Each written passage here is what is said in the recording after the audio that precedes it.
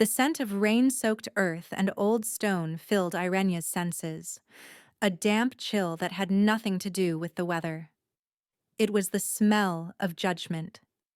The great hall of the Northern Fang Pack was designed to intimidate, with its high, smoke-blackened rafters and the snarling wolf heads carved into the throne. But today, the intimidation was not just in the architecture. It was etched on every face turned toward her. They looked at her as if she were something unclean, a blight upon their proud, strong pack. Irenea stood alone in the center of the hall, her simple linen dress doing little to ward off the cold that seeped from the flagstones. She was an Omega, the lowest rank, but even among Omegas, she was a failure. She was wolfless. While every other member of her pack could shift, could feel the wild spirit of their inner beast, Irenea had only a profound emptiness where her wolf should have been. It made her a pariah, a broken thing. Her father, Alpha Dravenor, stood with the pack elders, his face a mask of granite and shame. He would not meet her eyes. Beside him, her sister Kerith looked on with a mixture of pity and frustration. Kerith was everything Irenea was not. A powerful alpha female, destined for a great match. Her wolf, a magnificent silver beast renowned for its speed. Kerith was the family's pride. Irenea was its secret, agonizing disgrace. "The accusation is grave," Elder Valoris's voice boomed, echoing in the cavernous space. "Lord Morvathus of the Shadow Creek Pack claims this Omega, Irenea, used dark influence to blight his lands. He claims her unnatural stillness is a sign of witchcraft, a curse upon the soil that has sickened his pack's livestock." A murmur rippled through the assembled wolves. Witchcraft. The word was a death sentence. Irenea's heart hammered against her ribs, a frantic bird trapped in a cage of bone. It was not witchcraft. It was just her. She had a strange ability, a quietness of spirit that could sometimes soothe the agitation in animals, and even, on rare occasions, the simmering aggression in other wolves. She had been near Morvethus's lands, gathering herbs, and had calmed a panicked flock of his sheep. She had thought she was helping. Instead, she had been condemned. Lord Morvethus, a wiry wolf with eyes too close together and a perpetual sneer, stepped forward. "She is a void, a vacuum where a wolf should be.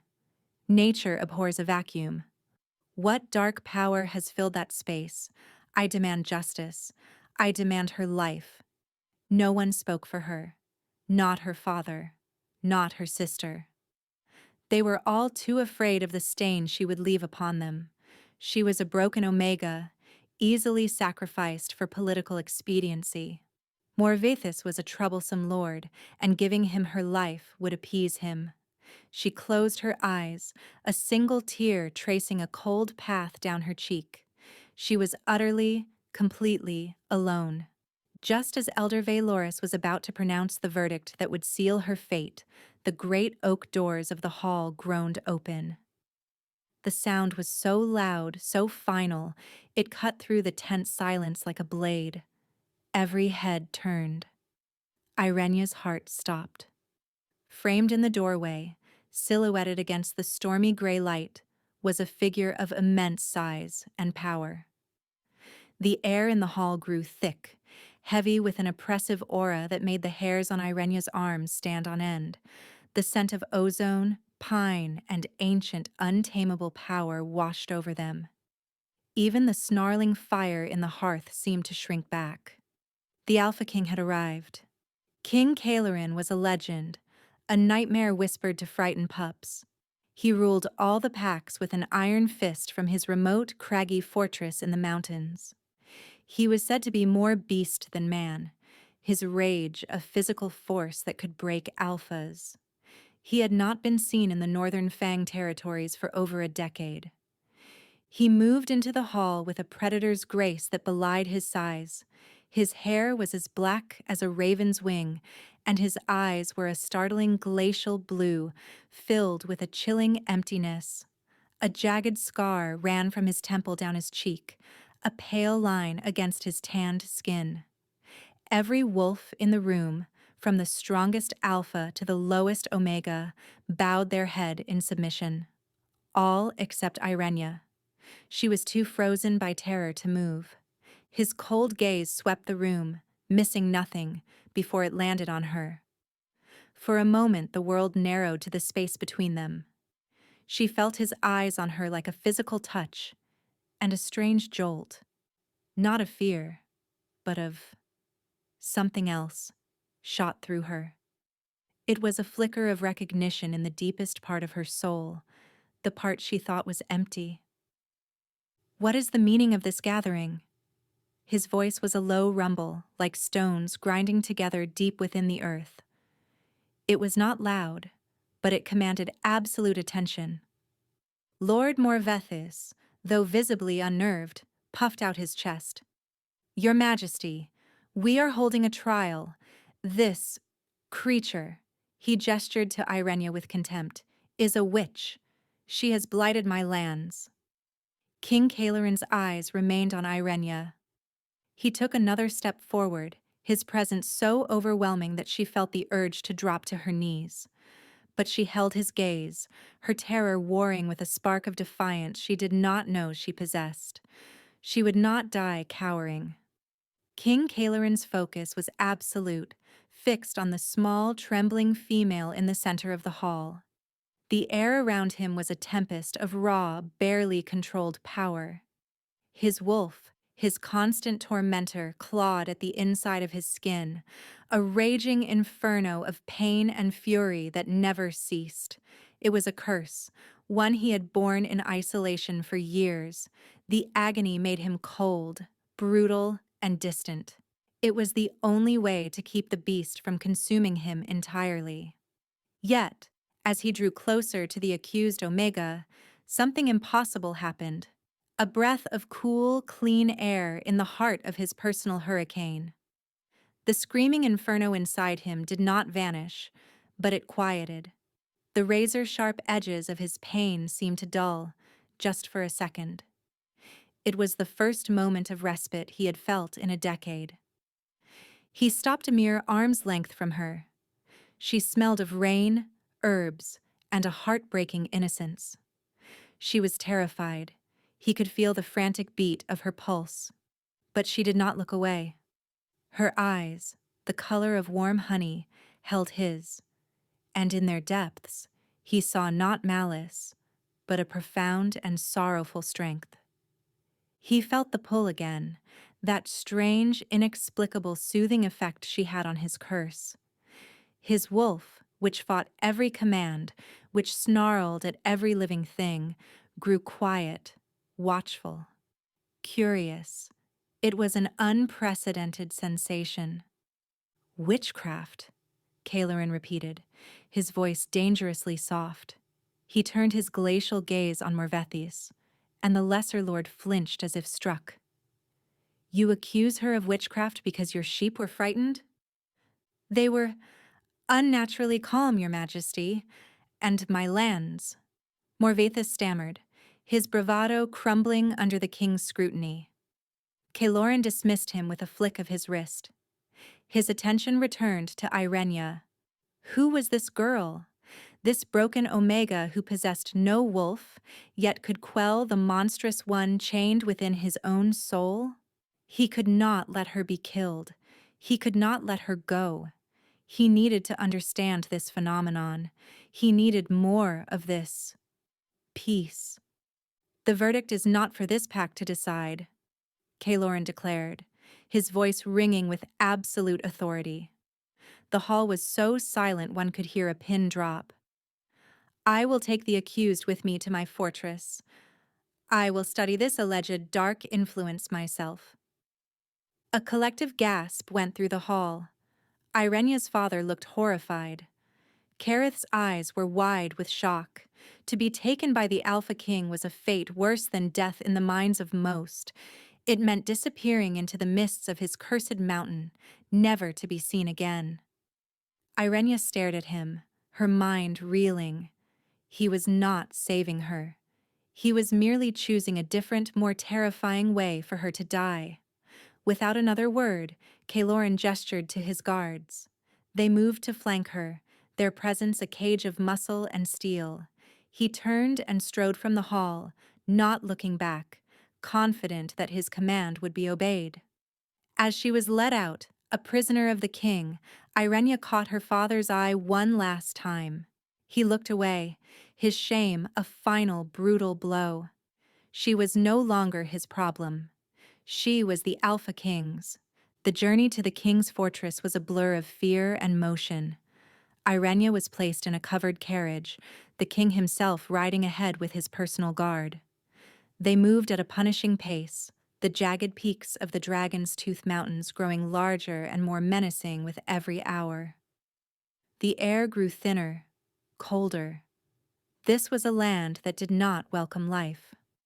When they finally arrived, the sight of the fortress stole what little breath Irenea had left. It was not a castle. It was a fang of granite jutting from the mountainside, more prison than palace.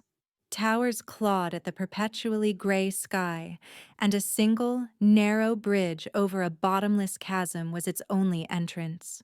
The stories were true. It was a place of isolation, a fortress built to keep the world out, and perhaps to keep a monster in.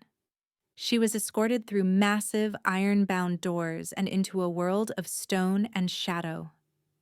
The air inside was still and cold, heavy with the scent of old magic and a loneliness so profound it felt like a physical weight. Unlike the boisterous halls of her home pack, this place was silent. The few guards and servants she saw moved like ghosts, their heads bowed, their eyes averted. They feared their king. Irenea was led up a winding staircase to a wing of the fortress that was clearly the king's private domain. The guard who led her, a grim-faced man with the silver wolf insignia of the royal guard, stopped before a heavy wooden door. "The king has ordered you confined to these chambers," the guard said, his voice devoid of emotion. "You will be provided for. You are not to leave without his express permission."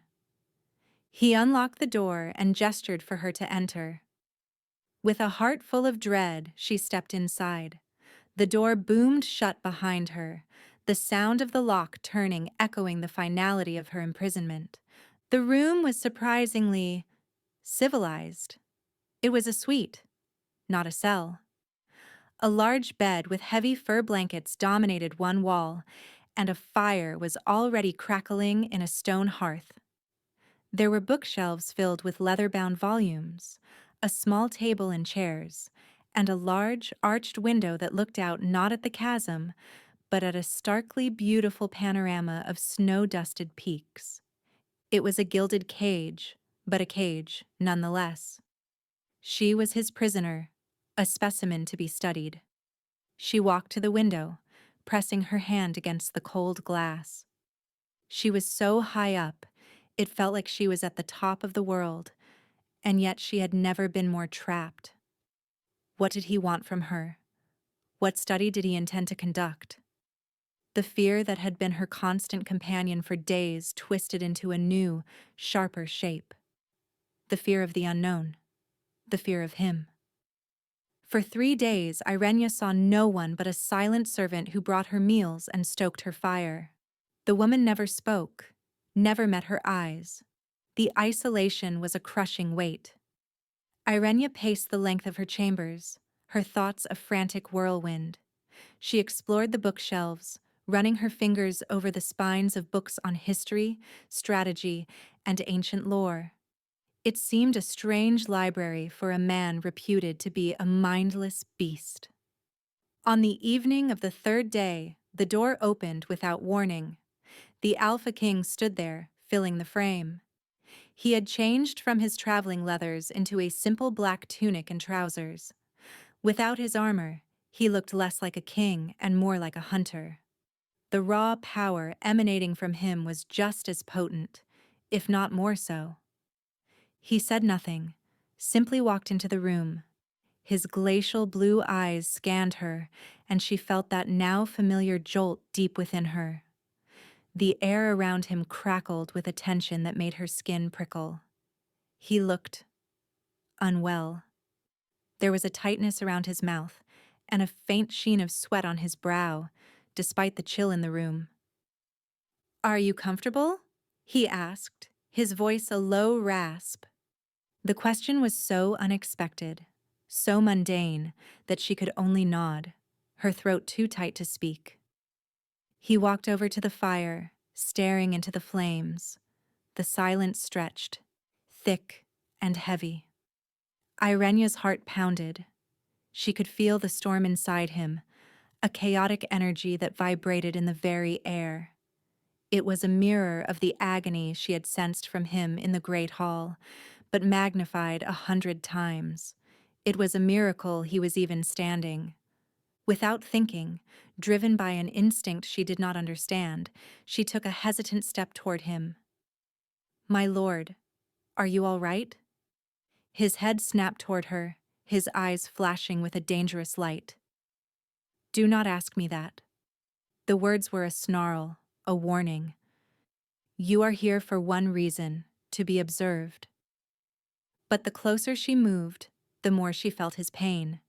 It was a living thing, a poisoned wolf clawing its way out of him.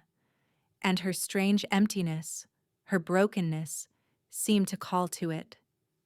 It was like a void that wanted to draw the poison in, to neutralize it. He flinched, taking a step back from her as if she had burned him. A look of stunned disbelief crossed his features. His breathing, which had been harsh and ragged, evened out slightly. The violent tremor in his hands lessened. "What are you?" he whispered, more to himself than to her. Irenea stood frozen, her hand half extended. She had done nothing but step closer, yet something had happened. She had touched his pain without laying a finger on him, and in that moment, she understood. Her brokenness wasn't an absence of a wolf. It was something else entirely. And it was the one thing in the world that this terrifying, powerful king seemed to need. Kaloran watched her, his mind a battlefield. The relief her presence brought was undeniable, a cool balm on a festering wound.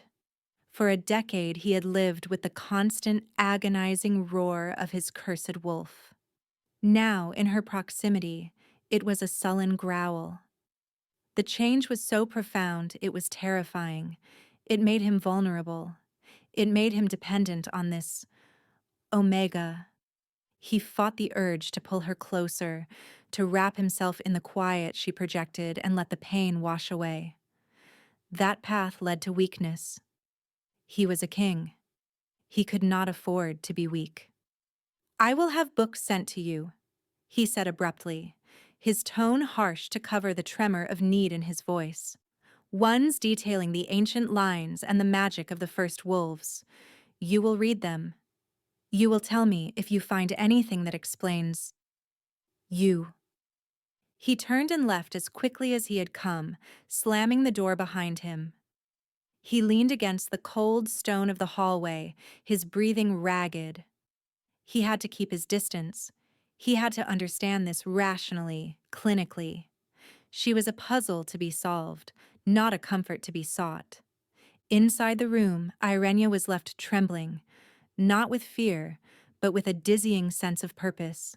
He was in pain, a deep, terrible pain that he hid behind a wall of ice and fury. And she, the wolfless broken Omega, could soothe it. The thought was both frightening and exhilarating. For the first time in her life, her perceived flaw felt like a strength.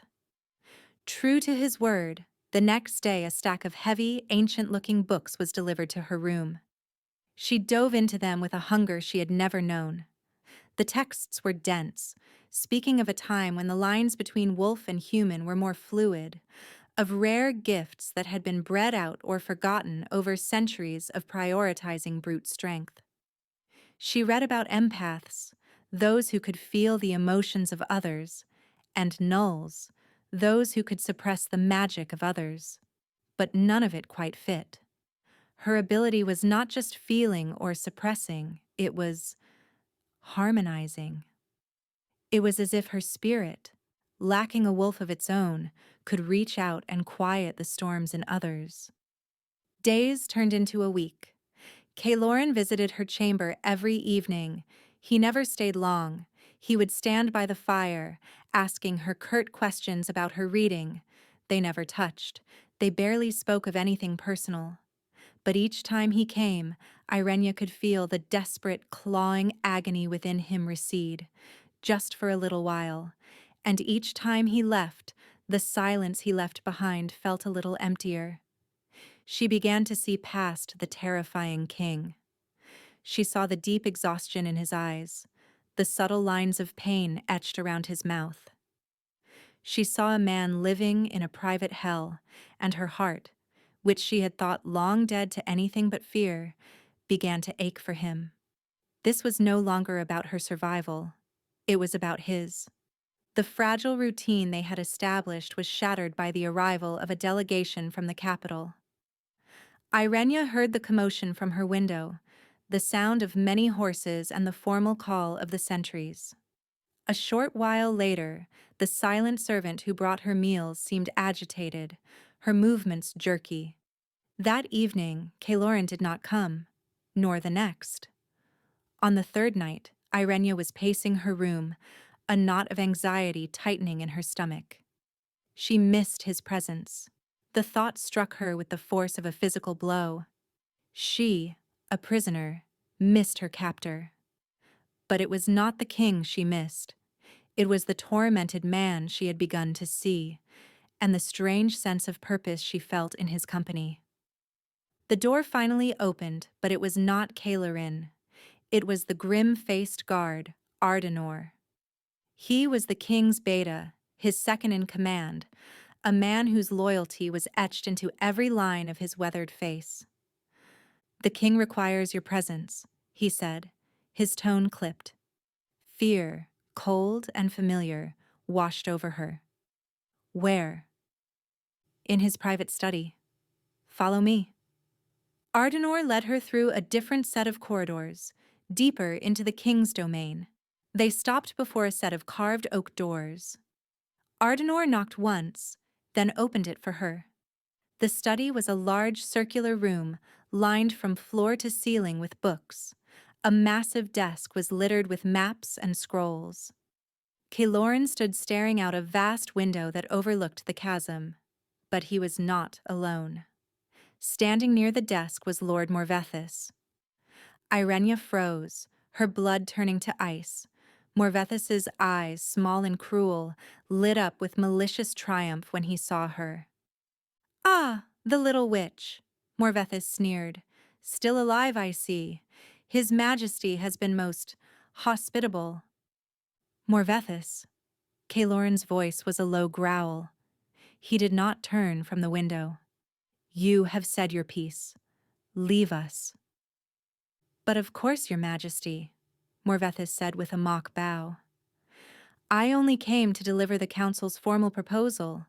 An alliance with the Sunstone Pack is vital, and Lady Valora is a most suitable match. A strong alpha female for a strong king. It will stabilize the kingdom. It will produce strong heirs." Every word was a poisoned dart aimed at Irenea. A suitable match. A strong alpha. Strong heirs. Everything she was not. Morvethys shot her one last venomous look before sweeping out of the room. The door clicked shut, leaving Irenea alone with the king and the suffocating tension in the air. She realized with dawning horror that Morvethys was not just a troublesome lord from a minor pack. He was the king's uncle. And he was here, in the heart of the fortress, weaving his political poison. He was a threat not just to her, but to Kaloran himself. Kaloran finally turned from the window. The agony was back in his eyes, tenfold. The political maneuvering, the presence of his treacherous uncle had clearly agitated his curse. He was struggling to maintain control, his hands clenched into white-knuckled fists at his sides. "He wants me to marry," Cailerin stated, his voice flat and devoid of emotion.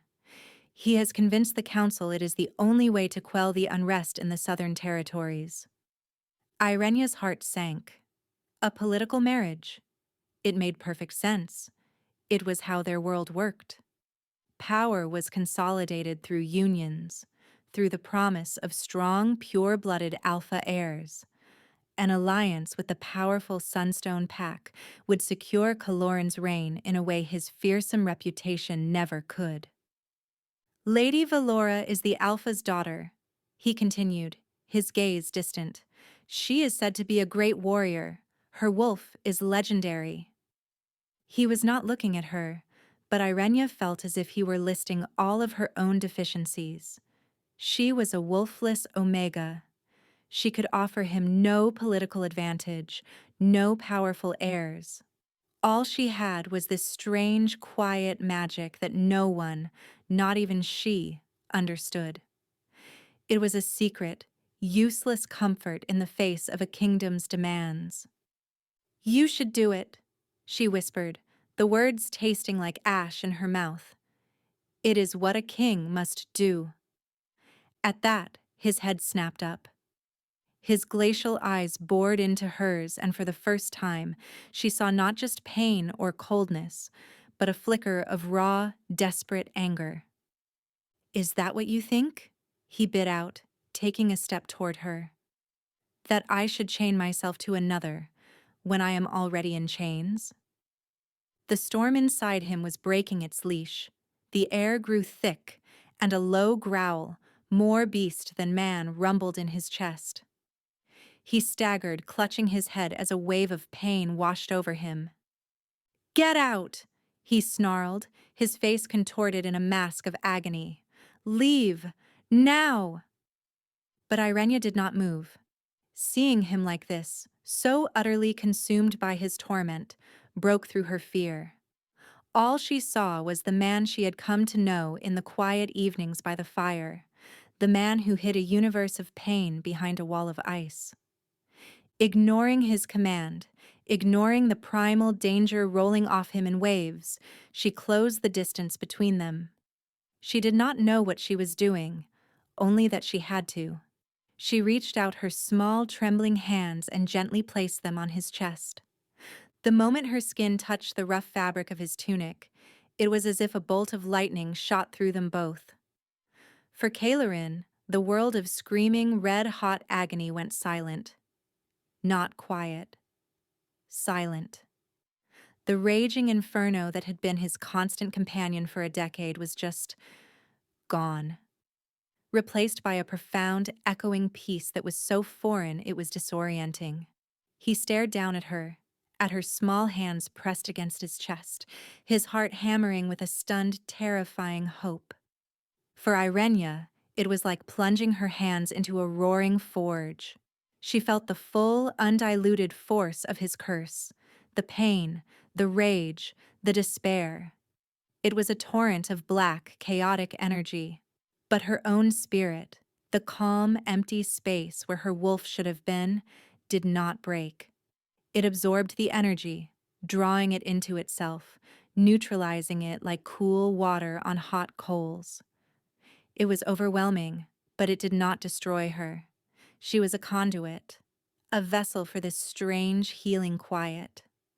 She looked up at him, her honey-colored eyes wide with the effort. She saw the shock on his face, the raw vulnerability of a man who had just been released from a torture chamber. The fearsome Alpha King was gone, and in his place was just Cailerin. "How?" he breathed, his voice hoarse with disbelief. He covered her hands with his own, pressing them tighter against his chest, terrified the sensation would vanish. Her touch was life. It was sanity. "I don't know," she whispered, her voice trembling. "It just quiets it." They stood like that for a long moment, locked together in the silent eye of his personal storm. The world outside the study, the political plots, The unwanted fiancés, the weight of a crown, ceased to exist. There was only this impossible connection, this shared miracle. Slowly, tentatively, Kaloran lowered his head until his forehead rested against hers. He breathed in her scent, the scent of herbs and rain and peace, and for the first time since he was a boy, he felt whole. The snarling beast within him was not just quiet, it was content. It recognized her. Mate. The word echoed in the deepest part of his soul, a primal, undeniable truth. It was not a thought. It was an instinct, a fact as real as the stone of his fortress. This small, broken Omega, the wolfless girl sent to him as a pawn, was his fated mate, the one being in the universe created to complete him, to heal him. The irony was so cruel, so perfect, it was almost laughable. His salvation was the one person the world would deem the most unsuitable match imaginable. And his uncle, the man who had orchestrated the curse that nearly destroyed him, was now trying to force him into a union that would tear him away from his only hope. The revelation hung in the air between them, unspoken but utterly tangible. Kaloran raised his head, his blue eyes searching Irenea's face. He saw confusion, exhaustion, but also a dawning awareness. She felt it too, the pull, the rightness of their connection, even if she did not have the word for it. Irenea, he said her name for the first time, the sound soft in the quiet room. The intimacy of it made her shiver. She slowly pulled her hands back, the loss of contact leaving a sudden chill in the air. The full implication of what had just happened, of what it meant, began to settle in. She, an Omega, had a power over the Alpha King, a power that his uncle and his enemies would kill to control or destroy. "My lord, your uncle," she began, her voice barely a whisper. "He cannot know about this." "He will not," Kaloran said, his voice hard as steel. The brief moment of peace was over, replaced by the cold reality of their situation. His gaze sharpened, the strategist, the king, reasserting control. "But he will not stop. He brought the council's proposal here for a reason. He wanted to see my reaction. He is testing my resolve." He paced the room, the caged energy returning, though now it was the energy of a predator planning its hunt, not the thrashing of a wounded beast. "This marriage to Vylora, it's a trap. If I accept, I lose you. If I refuse without a good reason, the council will see it as weakness, as instability. Morvethis will use it to challenge my rule." He stopped in front of her, his expression grim. "He suspects something is wrong with me. He has for years. He was there, the day I was cursed." Irenea's breath hitched. "What happened?" A shadow passed over Kaloran's face, a memory so dark it seemed to chill the room further. It was a border skirmish, a trap laid by rogue sorcerers. Morvethis was with my father's contingent. I was young, reckless. I was struck by a poisoned blade meant for my father. The sorcerers were killed, but the curse took root. It twisted my wolf, turned my own spirit into my jailer. Morvethis has always maintained it was just a random attack, but his ambition is no secret. He has always wanted the throne. The pieces clicked into place for Irenea. Morvethis had not just taken advantage of Kaloran's affliction, he may have orchestrated it. And now he was here to finish the job, using political means instead of magical ones. "We cannot let him win," she said, her voice filled with a new, fierce determination. This was no longer just about her. It was about Kaloran, about the man she was beginning to realize she cared for more than she could have imagined. "What do we do?" Kaloran looked at her, at the fire in her eyes, and a slow, dangerous smile touched his lips. It was the first time she had ever seen him smile. We give him exactly what he wants, a public spectacle. Kaloran's plan was audacious and terrifyingly risky. He announced that he would host a formal reception in the Great Hall of the fortress to officially receive the marriage proposal from the Sunstone Pack's emissaries. Lord Morvethys would be in attendance, as would other key lords of the realm, all summoned to witness the king's decision. He expects me to either refuse and look weak, or accept and be trapped, Kaloran explained to Irenea in the privacy of his study. They had spent hours together, her presence keeping his curse dormant while he laid out his strategy. Instead, I will create a third option. And what am I to do? Irenea asked, her heart fluttering with a mixture of fear and anticipation. You, Kaloran said, his gaze intense, will be there, by my side. The thought sent a wave of panic through her. To stand in a hall full of powerful alphas, to be seen next to the king, would be to paint a target on her back. They will see me as a weakness, a disgrace. Morvithys will use it against you. Let him, Kaloran countered, his voice a low rumble. I am tired of hiding. I am tired of letting this curse dictate my life. He wants to see the beast? Then let him see the one thing that can tame it. On the night of the reception, Irenea's hands trembled as the silent servant helped her into a simple but elegant gown of deep forest green that Kaloran had provided. It was more beautiful than anything she had ever owned. Looking at her reflection, she saw not the broken Omega from the Northern Fang Pack, but someone else, someone with a quiet strength in her eyes. Ardenor escorted her to the great hall. The cavernous room, usually so cold and empty, was filled with people and lit by hundreds of candles. Banners from the various packs hung from the rafters. The air was thick with the scents of wine, roasting meat, and the clashing egos of powerful wolves. At the far end of the hall, on a raised dais, stood the throne. Kaloran was there, dressed in formal black and silver, the crown of the Alpha King on his head. He looked every inch the powerful, unassailable monarch. But Irenea could feel the faint tremor of the beast beneath his skin, agitated by the crowd and the stress. She took a deep breath and started walking. Every eye in the hall turned to her. A wave of whispers followed in her wake. Who is that? An Omega? What is she doing here? She saw Lord Morvethys standing near the dais, his face a mask of smug satisfaction that curdled into confusion, then fury, as he saw where she was headed. She did not falter. She kept her eyes fixed on Kaloran. He watched her approach, his expression unreadable, but as she drew closer, she felt the familiar pull, the calming of the storm within him. She reached the dais and stopped just before the steps, bowing her head as protocol dictated. Kaloran descended the 2 steps, a move that shocked the entire court. A king did not leave his throne.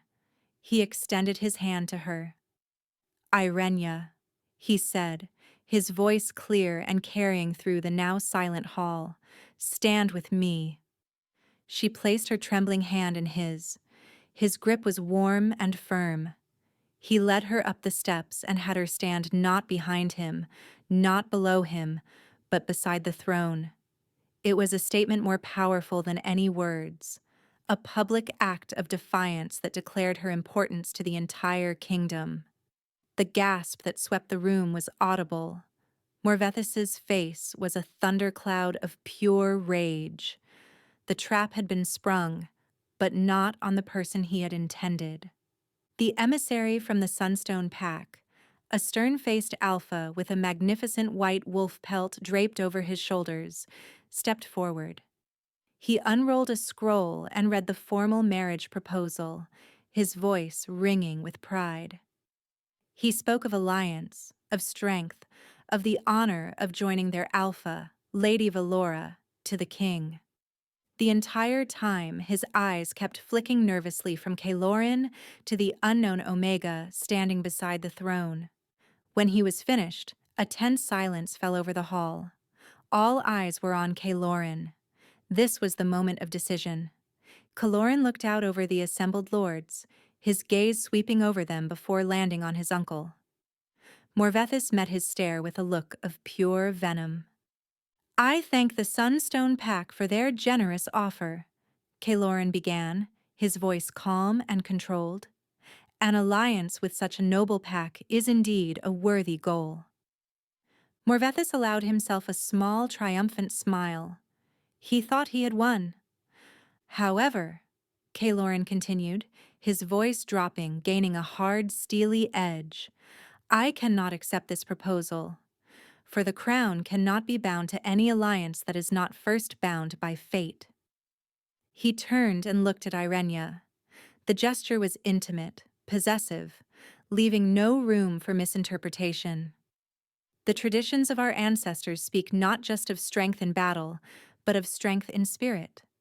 They speak of the mate bond as the most sacred foundation of our people, a foundation my line has not known for centuries. He reached out and took Irenea's hand, lacing his fingers through hers. Until now. The shock in the hall was a physical force. Mates? The Alpha King and a wolfless, unknown Omega? It was unthinkable, heretical. Morvethys lunged forward, his face purple with rage. "Lies! This is madness. The boy is unwell. He has been bewitched by this nothing. She has addled his mind.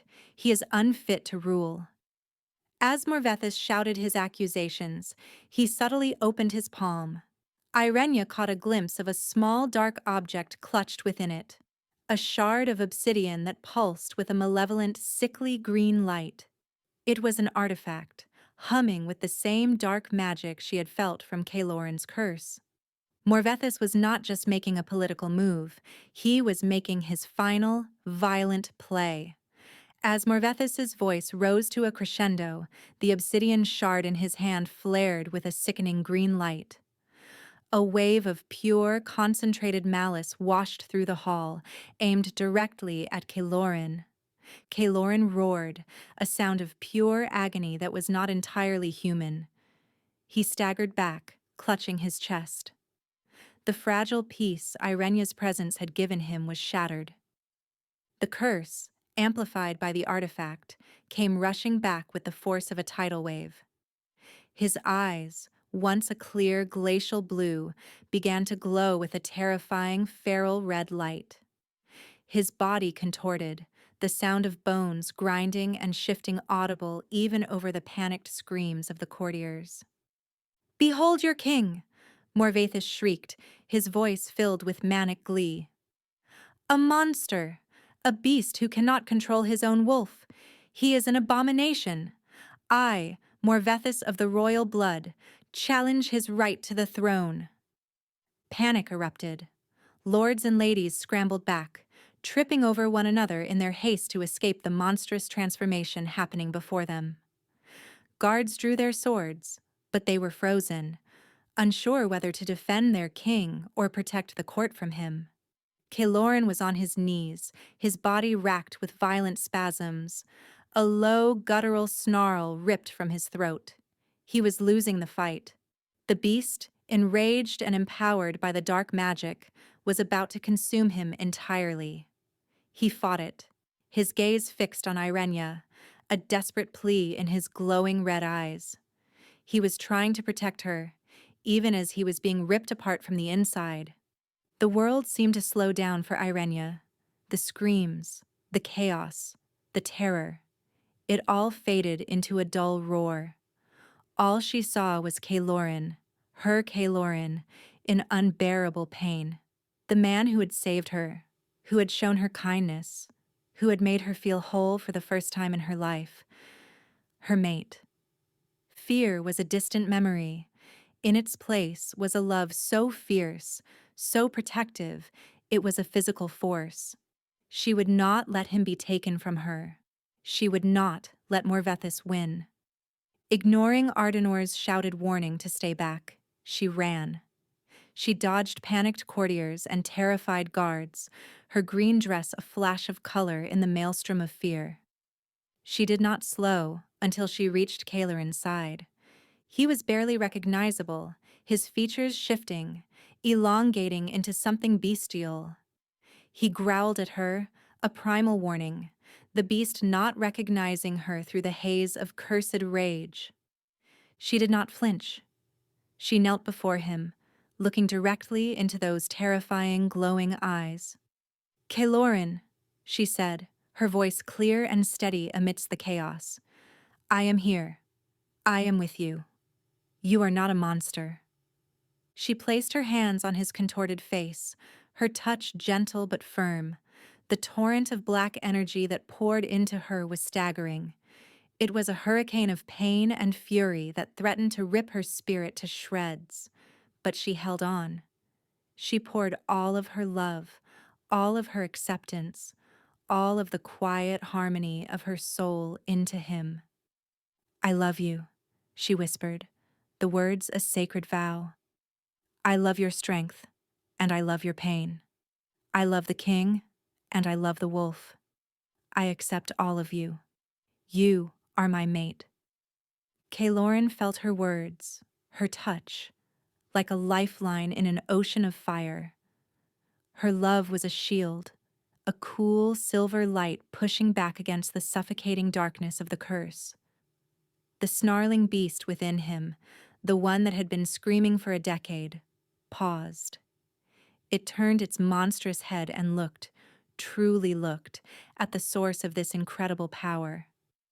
It saw her, the other half of its soul, and the rage began to recede, replaced by a profound, aching recognition. The red glow in Cailorin's eyes flickered, then slowly faded, returning to their normal icy blue. The agonizing shifting of his bones ceased. The guttural snarls softened into ragged human breaths. He collapsed forward. The transformation halted. The curse not just quieted, but broken. The malevolent energy, with no purchase left in his soul, dissipated with a final, defeated hiss. He sagged into Irenea's arms, his full weight resting on her as he trembled with the aftershocks. He was exhausted, but he was free. For the first time since he was a young man, his mind was clear. His wolf was calm, a steady, warm presence within him, no longer a tormentor but a partner. He was whole. He looked up at Irenea, his heart overflowing with a love so immense it left him breathless. She had done the impossible. She had faced down the monster and saved the man. Her soft power, the quiet magic the world had scorned, was the strongest force he had ever encountered. The hall was still in stunned silence. Everyone had witnessed it. They had seen their king on the verge of becoming a monster, and they had seen this small Omega girl bring him back with nothing but her touch and her words. Cailorin slowly, painfully got to his feet, pulling Irenea up with him. He kept her hand locked in his, a silent declaration to the entire court. He turned his gaze, now cold and clear as a winter sky, upon his uncle. Morvithus was staring, his face a mask of horrified disbelief. The obsidian shard had fallen from his hand, now just a dull, lifeless piece of rock. His plan had not just failed, it had backfired spectacularly. He had tried to expose a monster, and in doing so, had revealed a miracle. "Ardenor!" Cailorin's voice rang with renewed power and authority. There was no trace of pain, no hint of the beast. There was only the king. "Seize Lord Morvethus, treason, attempted regicide, and the use of forbidden magic. Take him to the dungeons." Morvethus sputtered, his eyes darting around for allies, but he found none. Every lord and lady in the room was staring at Cailorin and Irenea with a mixture of awe and terror. They had just witnessed the truth. The king was not cursed. He was fated, and his mate, the wolfless Omega, was his salvation. As the royal guard dragged the screaming, protesting Morvethys from the hall, Caloran turned to his court. He pulled Irenea closer, wrapping a protective arm around her.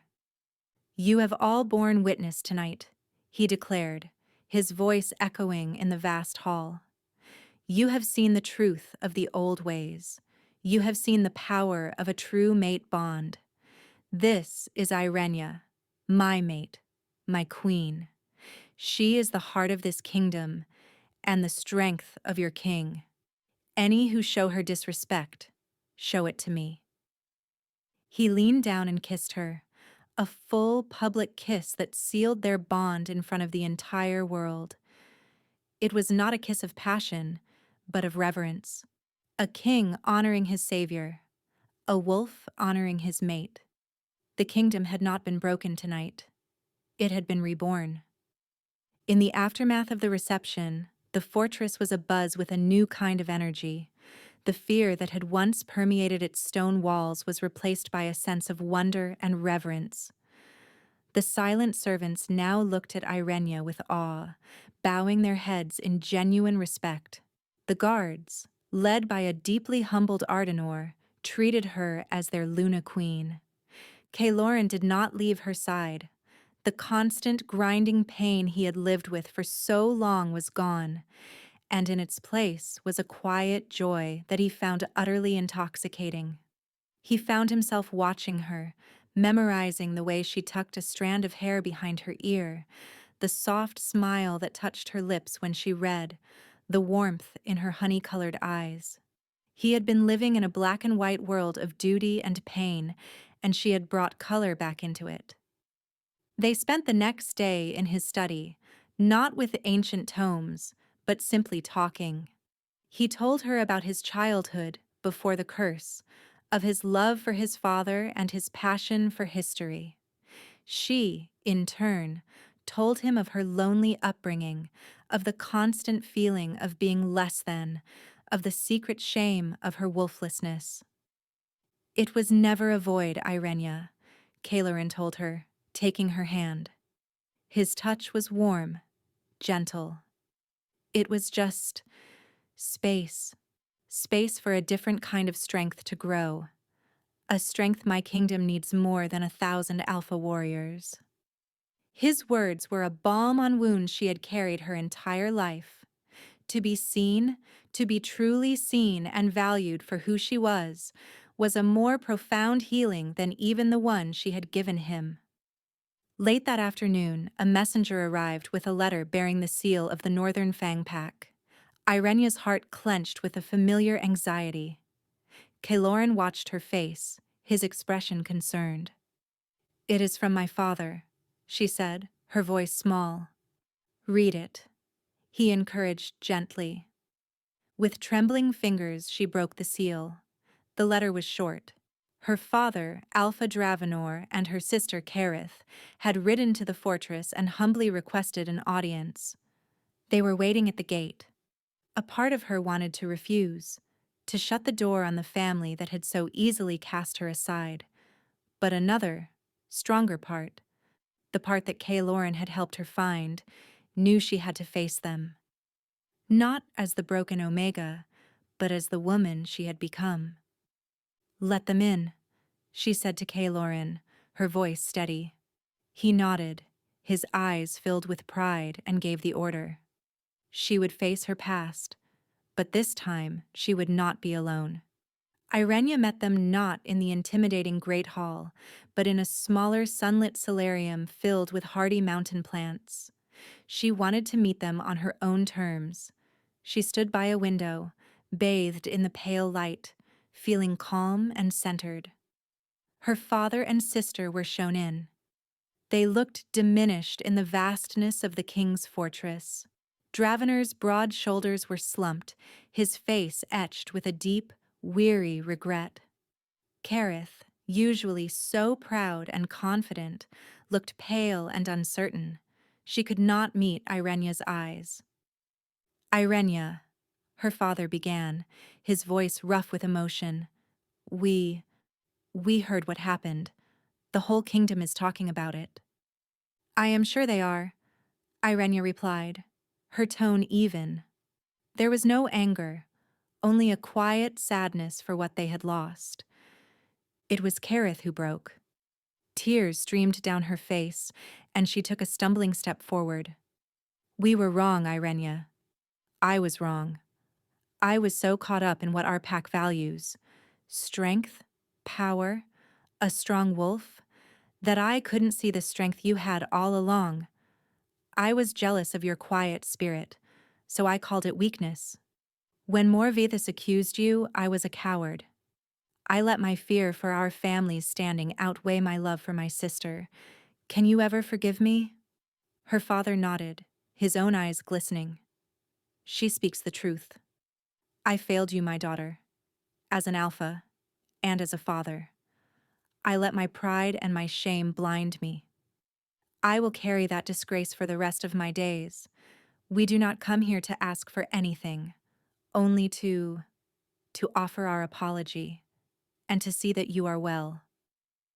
Irenea looked at her family, at their genuine remorse, and felt the last vestiges of her childhood pain begin to dissolve. Holding on to bitterness would only poison her own happiness. I am more than well, she said softly. I am home. She glanced toward the doorway where Caelorin had been standing, giving her the space to face them alone. He stepped into the room, his presence a solid, comforting anchor at her back. He moved to her side, placing a gentle hand on her waist. Dravenor and Kareth immediately dropped into a deep bow, their awe and fear of the king palpable. Rise, Caelorin said, his voice softer than they could have imagined. Your daughter is the savior of this kingdom. You should be proud. He looked at Irenea, his love for her shining in his eyes. I know I am. In that moment, the fractured pieces of Irenea's past finally settled into place. She had found her power, her purpose, and her mate, and she had found it in herself to forgive. The future was an open, sunlit path before them. With the threat of Morvethus neutralized and the truth of Irenea's power revealed, Caelorin moved quickly to solidify their union. It was not just a matter of the heart. It was a political necessity. The kingdom needed to see its new foundation made unshakable. He called for the oldest ritual, the one that predated pacts and political alliances, the mating mark. It was an intimate ceremony, to be conducted under the light of the full moon on the highest balcony of the fortress, witnessed only by the spirits of their ancestors. Irenea felt a thrill of nervous excitement as she prepared. This was the final irrevocable step. The mark would bind their souls, their life forces for eternity. It was a symbol of absolute trust and devotion. That night, the moon was a perfect, luminous silver disk in the clear mountain sky. Caelorin led her onto the balcony. The air was crisp and cold, but she felt nothing but warmth beside him. He was dressed in simple black, she in a gown of moonlight silver. He turned to her, his glacial blue eyes dark with emotion. Irenea, my mate, my salvation. With this mark, I pledge my life, my soul, and my wolf to you. I am yours, completely and forever. And I am yours, she whispered, her heart overflowing. I pledge my strength, my spirit, and my heart to you. I am yours, now and for all time. He lowered his head, his touch gentle as he brushed the hair from her neck. She tilted her head, baring the delicate skin over her pulse point. She felt the brief, sharp pressure of his fangs, a sting of pain that was instantly replaced by a wave of pure bliss. A golden, magical energy flooded her senses, warm and vibrant. It felt like the sun rising inside her soul. His life force, his strength, his very essence poured into her, filling the space that had once felt so empty. When he pulled back, He looked at her with reverence. A beautiful, intricate mark now glowed on her skin, a swirling silver pattern like a miniature galaxy.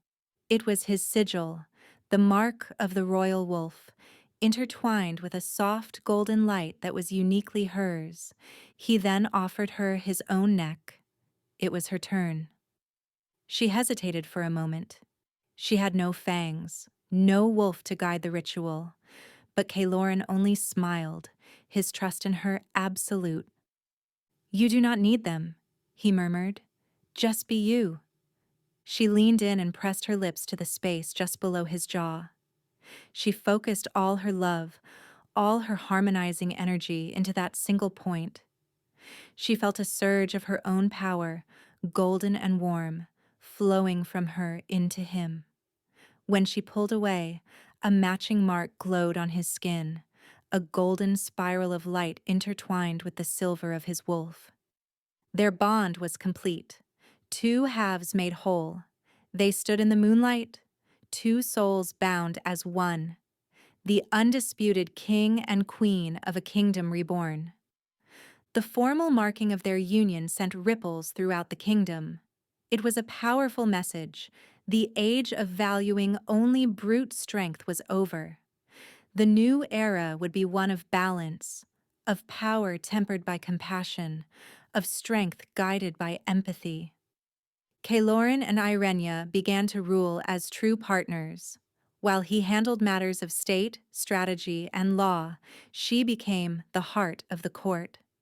She established councils where omegas and betas, whose voices had long been ignored, could bring their concerns directly to the throne. She used her unique ability to soothe disputes between rival packs, her calming presence often de-escalating tensions before they could erupt into violence. Packs that had once been on the brink of rebellion now swore fealty with a renewed sense of hope. They saw a king who was not just a feared warrior, but a wise ruler guided by a queen whose strength was of the spirit. The story of how the wolfless Omega had saved the cursed king became a legend, a tale told at every hearth to teach pups that true power came in many forms. Irenea's own family became her staunchest allies. Her father, Dravenor, implemented reforms in his own pack, promoting a culture of greater respect for all ranks. Kerith, humbled and changed by her experience, became a frequent visitor to the fortress, acting as an ambassador for her sister and helping to bridge the gap between the old ways and the new. She and Irenea rebuilt their sisterly bond, forging it into something stronger and more honest than it had ever been. The fortress itself transformed. The cold, silent halls were now often filled with the sounds of discussion and, even, on rare occasions, laughter. Irenea had plants and tapestries brought in, breathing life and color into the stone and shadow. It was no longer a prison for a lonely king, but a true home, a beacon of hope for the entire realm. Kaloran watched the transformation with a deep sense of contentment. He had spent a decade isolated by his pain, believing his sole purpose was to contain the monster within. Irenea had not just freed him from his curse, she had freed him from himself. She had shown him how to be a king not just of wolves, but of people. Their love was the catalyst for it all. It was the quiet, unshakable center around which their new world turned. They were more than just rulers. They were a symbol of a healed kingdom, a testament to the idea that the greatest strength is found in embracing the very things the world perceives as weakness. The kingdom was not just stable, it was beginning to thrive.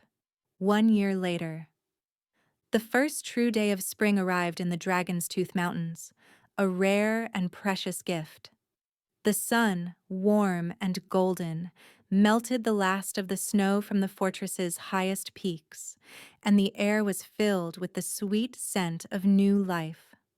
On the same balcony where they had sealed their bond, Kaloran stood with his arm wrapped around Irenea. She leaned against him, her head resting on his shoulder, a soft smile on her face. Her hand rested protectively on the gentle swell of her belly. The kingdom was at peace. Lord Morvethys was a distant memory, his name a byword for treason and folly. The alliance with the Sunstone Pack had been renegotiated, built this time on mutual respect and trade, not a loveless marriage. The societal changes Irenea had championed had taken root, creating a more just and compassionate world for all wolves. "He's kicking," Irenea murmured, her smile widening as she felt the flutter of life within her. Caloran placed his hand over hers, his own expression one of profound, quiet awe. The royal healers had been stunned.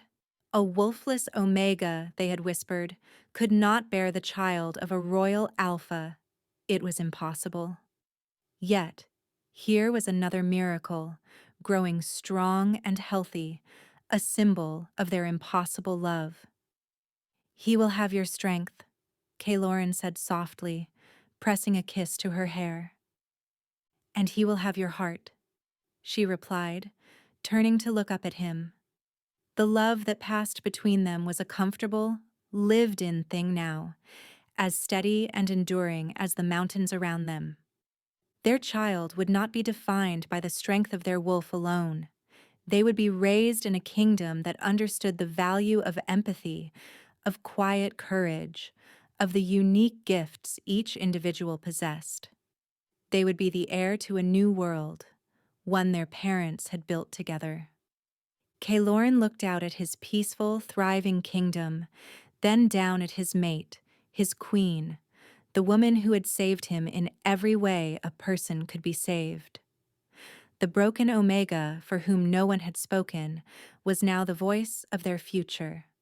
The feared Alpha King, once lost to his own darkness, was now a beloved ruler, guided by her light. Together they watched the sun climb higher in the sky, illuminating a world full of promise. Their story was not just a legend of a king and his queen. It was the dawn of a new age, born from the courage of one who dared to love a monster, and the strength of one who found his salvation in being loved.